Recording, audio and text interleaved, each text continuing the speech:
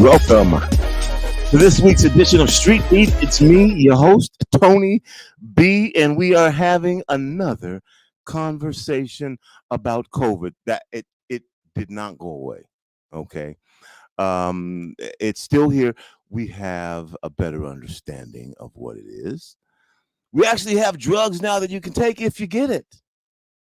You can take vaccines to prevent it. But it is still here. I'm telling you this because a couple weeks ago, I had COVID. I don't know how I got it. I contacted everyone that I had come in contact with. None of them had it. I had it. And it wasn't fun at all. Whether you choose to take the vaccine or not, that's up to you. Whether you choose to take the medication for it or not, that's up to you. I have been taking the vaccines, and once I found out that I had tested positive, I took the medication as well, which, again, I was given the option of not taking the medication, which has side effects. And the choices at that point were to either take the medication or, as I was told by my physician, I could ride it out. And the way that I was feeling, riding it out was not going to be an option, at least for me. Now, everybody makes their own individual decisions about what they want to do and how you want to do it. I'm going to bring on Dr. Eric Chow. Dr. Chow. Hi, Tony. It's great to be back. Good to be back. Well, as you were backstage, but you probably heard me. I've had COVID. I was not part of that club since the pandemic had begun. And I've been pretty diligent in getting my booster shots. I got every booster shot except the last one. And now I don't know if it's cool to be part of this club or not. But I've had COVID. Have you had COVID, Dr. Chow? To my knowledge, I have not. So Okay. I'm going to try to keep it that way. Well, I can tell you that it was zero fun at all. It was absolutely no fun, and I'm happy to not have it anymore. I think back to when our hospital system was strained, and our folks who worked in hospitals and doctors were at their wits end and strained, and we're not at that level anymore. But what I've heard is that COVID is coming back. Is what I'm hearing. Just the talk or whatever that you're hearing. Dr. Chow, are we still in a pandemic? That's a great question. So that's a question that people frequently ask me, and so my answer is yes, because once we stop calling it a pandemic, you know who's going to be affected. It's going to be those people who are still being hospitalized, all those people who are still dying, and those are our vulnerable community members, right? And also, we know that that COVID-19, so long as it circulates, is continuing to exacerbate disparities. So when we stop calling it, stop recognizing it for what it is, vulnerable people are impacted, and that's not okay with me. And so long as it's there in our community, and still is, we need to continue to keep it in our minds and implement practical steps to prevent infection and severe disease. And in fact, this is a great kind of maybe a place to start. What did we see in terms of COVID over the last year, right? Mhm. And so I'll highlight that COVID actually continues to behave in unpredictable ways. And we actually saw a steady amount of COVID throughout the year.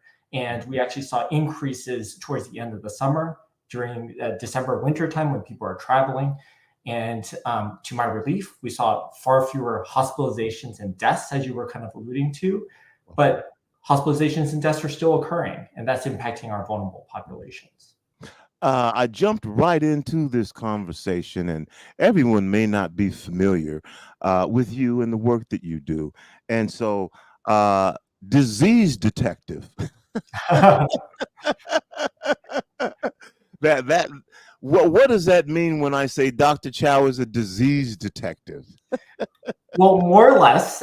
So my job is to oversee all the infectious disease, all the germs that are spreading within our community. And when I start to see increases, and there's ways in which people can take action to prevent infection from impacting themselves and their families, we work with our department across teams to be able to provide practical ways in which people can continue to stay healthy. Mhm. So that's largely what I do. Okay. Back to COVID. So you say that we are still in a pandemic. What does the CDC say? Because my understanding is, and I'm hearing different things from different people about what they say they're hearing from the CDC. I just had someone tell me, well, the CDC says that you no longer have to miss work. You should go to work if you have COVID. And they're saying the CDC said that. What is the CDC saying right now about COVID and the Center for Disease Control?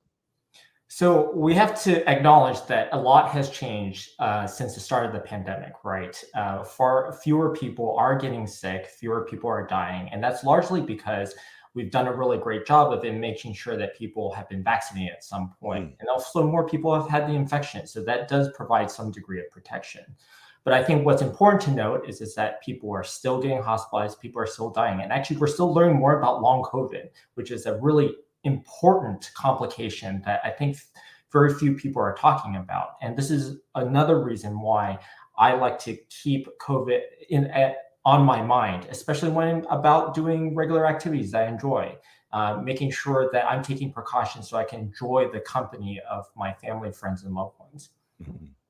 So when you say long COVID, again, we're going to start over as though we don't, what do you mean by long COVID? Yeah, so long COVID is actually a complication associated with a COVID-19 infection.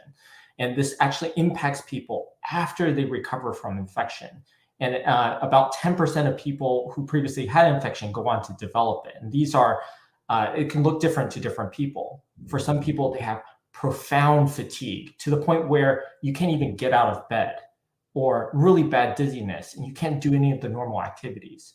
And for some people, they have new heart disease or new diabetes. And this is when you're testing negative for COVID. Yes, that's correct. That's correct. After you think you're in the clear, and people go on to develop these symptoms that we're still trying to work to understand what is actually causing this. Do we know if there are some folks who are more susceptible to getting long COVID, or is it just random that this is impacting folks? So we know that actually people of all ages and regardless of underlying conditions are at risk for COVID.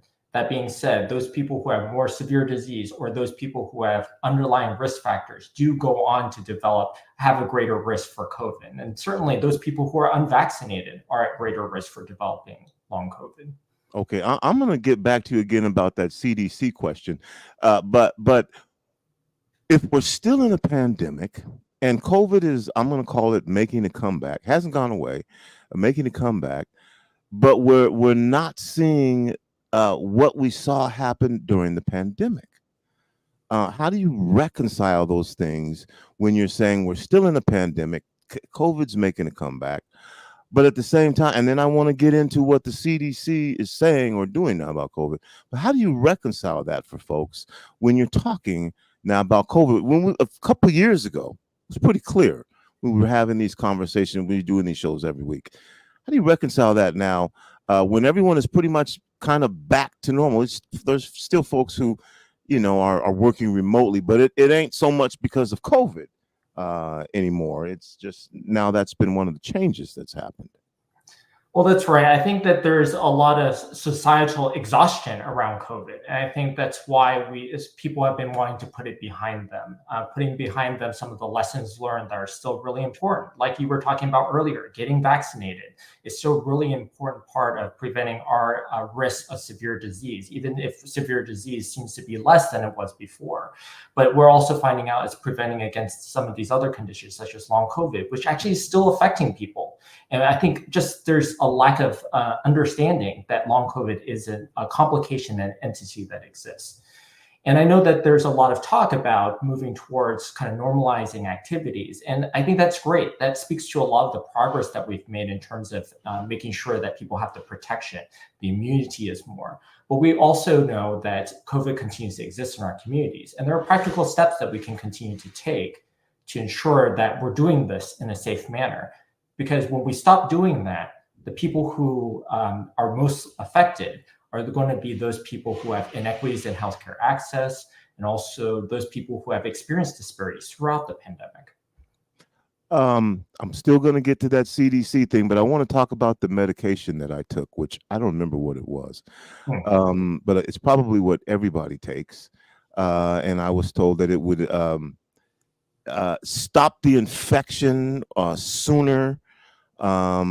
And I feel like it did when I started taking it. What can you tell me? And is there one medication? Is that what it is? Do you know what I'm talking about? So you probably took a pill. The pill was probably called Paxlovid. It was 3 pills. Take all 3 of them. Yeah, so there are actually, we have continued to have antiviral medication, which again, some of the great scientific feats that came out of the pandemic. And what our goal is with these medications is for those people who have risk factors that may cause them to have greater risk for severe disease, they should be taking this early on to reduce that risk. That is the goal. For some people, yes, some of these medications will actually shorten their illness course and maybe improve their symptoms. But actually, the ultimate goal is actually to reduce their risk of having to get hospitalized or these complications that we're talking about, or even dying from COVID. Yeah. And that's why I took the medication. The choice again was either take the medication, potential side effects, or ride it out. And I was ready to get off that horse. I didn't want to ride that horse anymore. I'm like, give me. And so I feel like it shortened the time that it took for me to be beyond this. Now, does that mean at this point that I have built up some sort of COVID antibodies that make me immune to getting COVID again? Because now that it's been in my system and I've had it, I have a natural defense mechanism against COVID. So naturally, whenever you have an infection in your body, COVID, your body does build up some degree of defenses. But what we see is that even with people who have infection, that defense doesn't hold up over the long term. So there's still important reasons to take precautions. And even if you've had COVID infection before, you're still at risk later. And this brings up another point that even if you had infection before and somehow managed to not get long COVID, you can get a subsequent infection and develop long COVID then. So a lot of people say it was like, oh, mine was mild. It's not a big problem. I didn't get long COVID. I'm not at risk. That's not entirely true. You're listening to Street Beat. It's me, Tony B. We are talking about COVID again. There was a time when we did this every single week. We had a show called The Impacts of the Coronavirus on South Seattle and surrounding communities. Dr. Chow, that particular show was great for our community. It was an award-winning show that got recognized by the Bill and Melinda Gates Foundation and some other, and it was critical at the time. We stopped doing it because it just seemed as though, well, we're kind of past this thing. And then I'm hearing COVID's coming back. And then the next thing you know, I've got COVID. And I'm hearing, well, it's making a comeback. And so it's great to have you on the show. My guest is Dr. Eric Chow, Public Health Seattle and King County. And what is your real title? I'm not going to just call you the disease detective. What is your real title there? It's a mouthful. It's Chief of Communicable Disease, Epidemiology, and Immunizations. That's probably just why I said the disease detective. So I've been threatening to get on this conversation about the CDC because I want to get factual information here about what the CDC is saying now about if you test negative, how long you should isolate. And my understanding is that has changed. Can you tell us what the CDC recommends when you get COVID? How long should you isolate? Can you just go to work even though you have COVID? Because that's one of the, I don't know if that is a myth or if there's some truth to that, or if you just wear a mask, you'll be all right. What's the deal? Yeah, well, thanks for this opportunity to talk about that, because I think this is on a lot of our minds right now, and is a little bit of a change from what it was before. But before I dive into too much detail, I want to emphasize what hasn't changed, which is all the steps that we should be taking to prevent infection from the first place. And we talked about this earlier: staying up to date with recommended vaccinations, wearing a well-fitting, high-quality mask when you're in indoor public spaces, improving ventilation when you're at home. Open a window, open a door, let the air come through to be able to decrease the concentration of virus. And when you're sick, stay at home and away from other people. So what has changed as part of this? And washing your hands. I'm glad we got that one to just be more common. Just wash your hands. It should have been more common even beforehand. Yeah, that's what I'm saying. I'm glad we got that one. And people just, hey, it's not so bad to wash my hands. Yeah, right. Wash your hands. Yeah, no, absolutely. And so what has changed about this guidance is that when you're sick, and you should stay at home and away from other people. And we're talking about when you're having symptoms such as fever, cough, runny nose, congestion, sore throat, all those things that we associate with cold or flu. You should stay at home and away from others until your fever has resolved for at least 24 hours without the use of things like Tylenol or Advil, and your other symptoms have improved for at least 24 hours. And this is the most important part. Now, when you go back to your regular activities, you have to make sure to take these precautions: wearing a well-fitting, high-quality mask, physically distancing from other people 4 or 5 days, and of course, your favorite, hand washing, making sure that you have good hand hygiene, because we're protecting ourselves from more than just COVID, but from these other viruses as well. So I want to make sure what I heard here. If you test positive and then you test negative, you're free to go do whatever it is that you were doing before because you're no longer contagious. Is that the deal? So the recommendations is actually now less based on testing. It's actually based on symptoms. So you don't even need to test positive. So even if you have symptoms suggestive of a cold or a respiratory viral infection, like I mentioned earlier, fever, cough, runny nose, congestion, that alone should have prompt you to stay at home and away from other people until those other symptoms resolve. But I want to emphasize that even when people go back to their normal activities, it's important to wear a well-fitting, high-quality mask and physically distance for 5 days. That's a piece that I'm afraid that some people may miss in hearing this new guidance. Okay. So regardless if you test positive or negative, If you have symptoms, you should isolate. Is that what I'm hearing? Right. You should isolate if you have symptoms. Yes. If you test positive or negative and you don't have symptoms, you're okay to start doing what you normally do. Just wear a mask and take precautions. And those is that what I'm hearing, Dr. Chow? So that's right. So in those situations where you test positive and you actually don't have symptoms, you should still take those extra precautions that I highlighted for 5 days, because there's still a chance you might be spreading it to other people. So wearing a mask, physically distancing, making sure you wash your hands for those 5 days. What's going on hospital-wise during COVID? We talked before about the hospital system being strained. Is COVID putting pressure on our hospital system again now when we say it's making a is that what? And first of all, I'm saying it's making a comeback. I don't even know if that's true or not. It's just what I'm hearing. Is COVID becoming again more pervasive in our society, and is it putting pressure and stressing out the hospitals? Those are kind of maybe two different questions.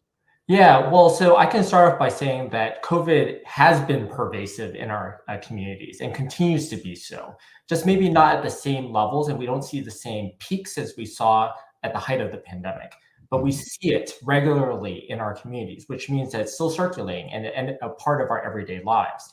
And so long as that's happening, it does add the extra strain. Our hospitals are strained to begin with. So any extra strain on them, whether it's because of COVID or indirect effects of COVID, because people aren't able to get healthcare access or whatever it is, or long COVID, this stresses them out further. So whatever we can do as a community to take those precautions will also help our hospital systems.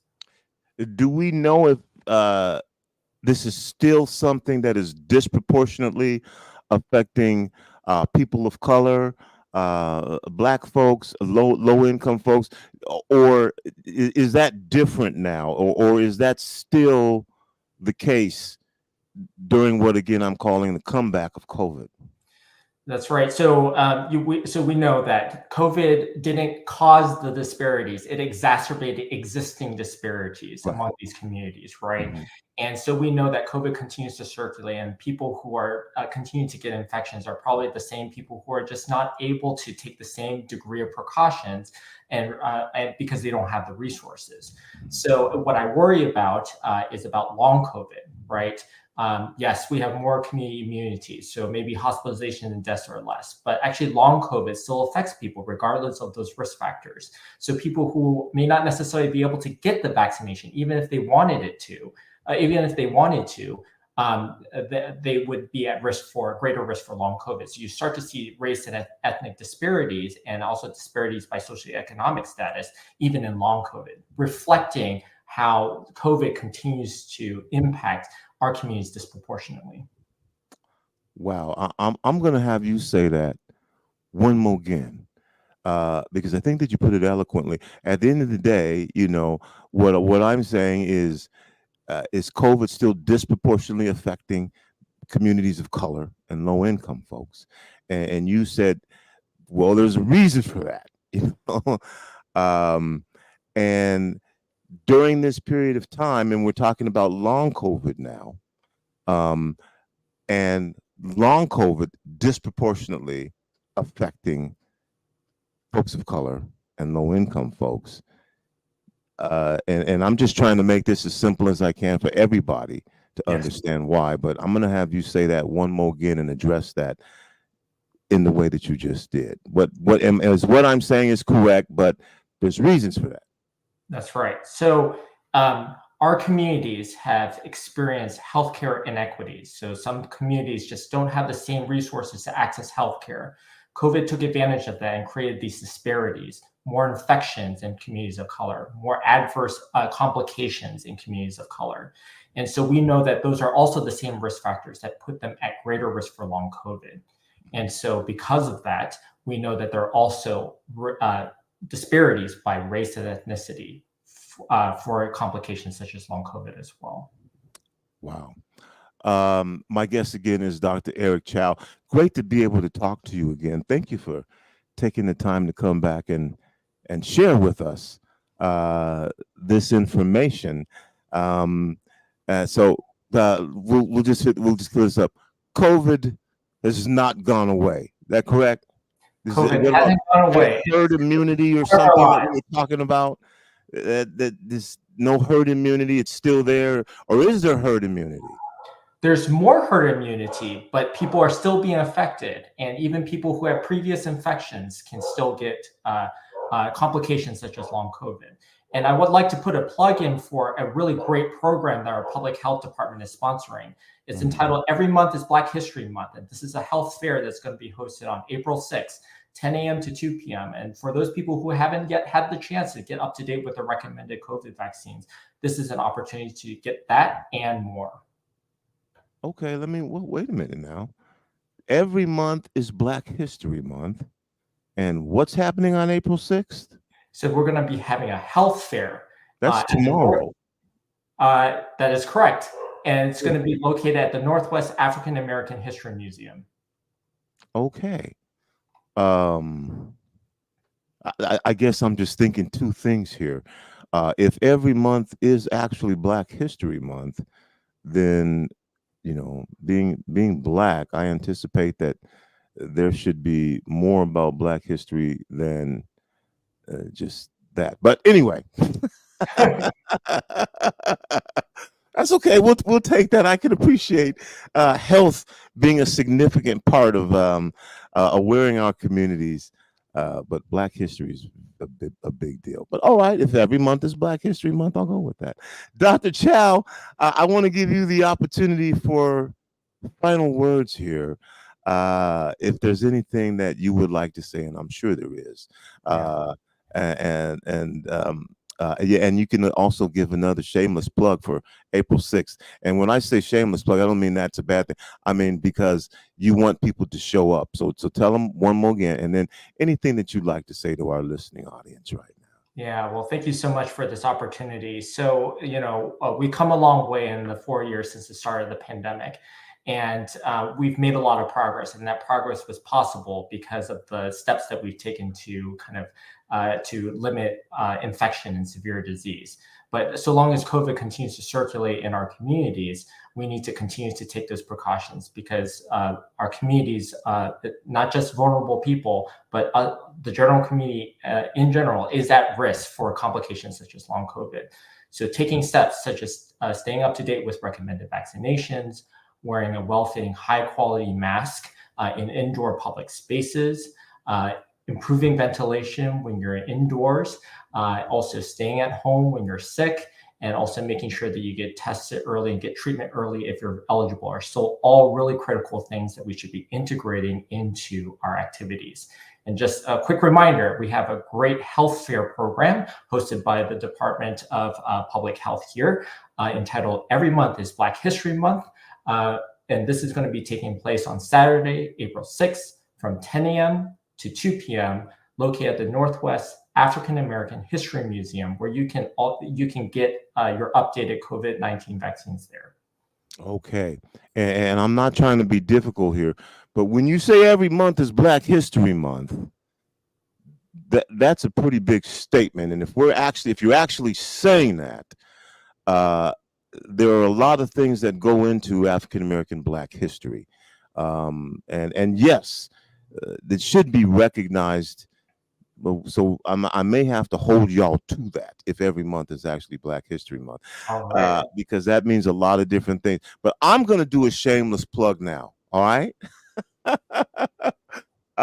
Through the April 22nd through the 26th, here at Rainier Avenue Radio, we're going to be hosting Earth Deserves More Than a Day, Dr. Chow. And April 22nd is Earth Day.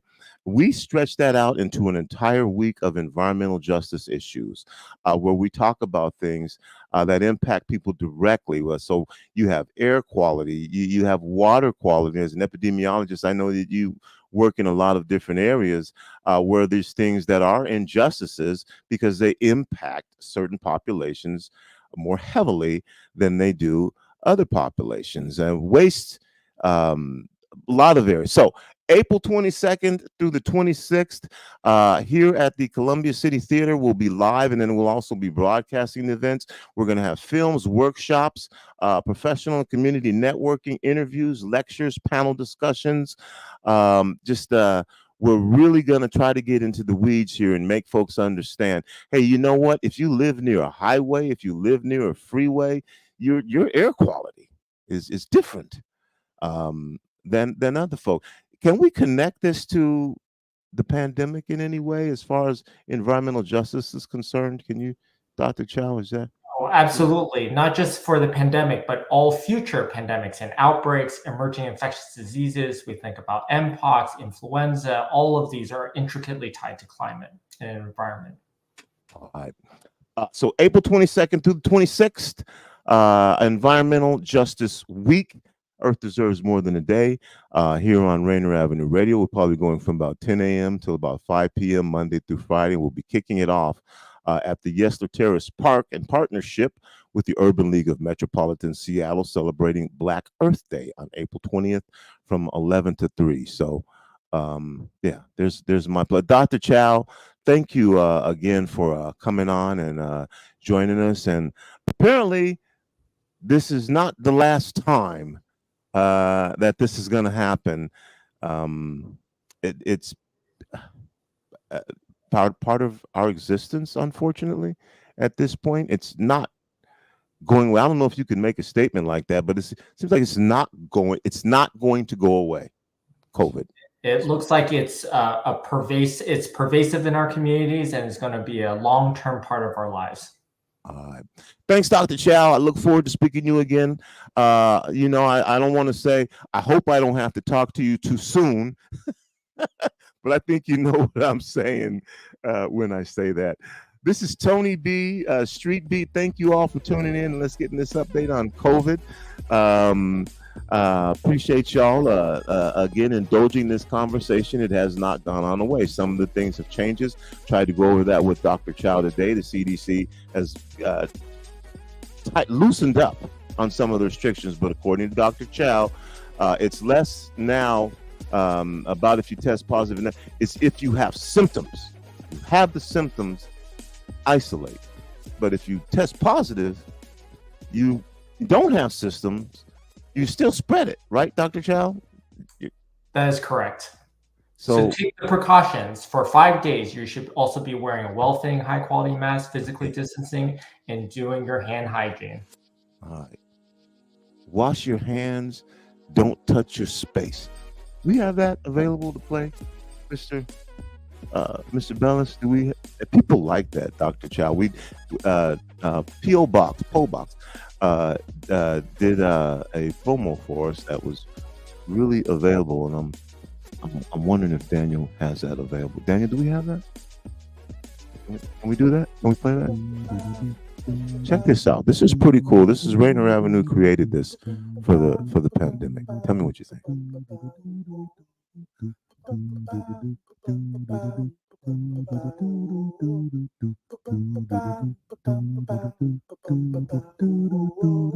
Wash your hands, don't touch your face, wipe things down, clean up your space. When you cough and sneeze, do responsibly.